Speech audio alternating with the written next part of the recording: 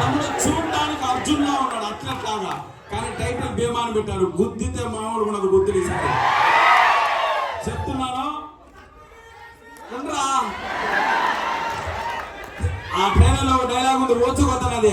అన్న థియేటర్ లో కలెక్షన్ లో ఓచకోత మార్చి 8 స్టార్ట్ అవుతుంది. మళ్ళీ మనం అన్నని ఒక గొప్ప కమర్షియల్ హీరోగా చూడబోతున్నాం కలెక్షన్ పరంగా. ఇంకో విషయం, ఈ మధ్య కాలం డివైన్ ఉన్న మూవీ నుండి పెద్ద ఇంటేనే జై హనుమాన్ అవన్నీ వివేకంగా శివుడిని పట్టుకొచ్చాం పై నుంచి. మన రాధామోహన్ గారు ఒక్క 200 కోట్లు ఇచ్చేస్తే సరిపోతుంది. చాలు కదా, 200 కోట్లు రాసుకుందాం. మార్చి 8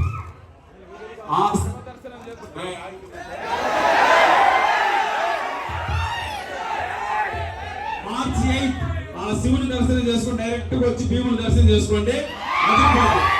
ట్రైలర్ అయితే నిజంగా చెప్తున్నాను, పూనకాలు తెప్పించిందా మీకు?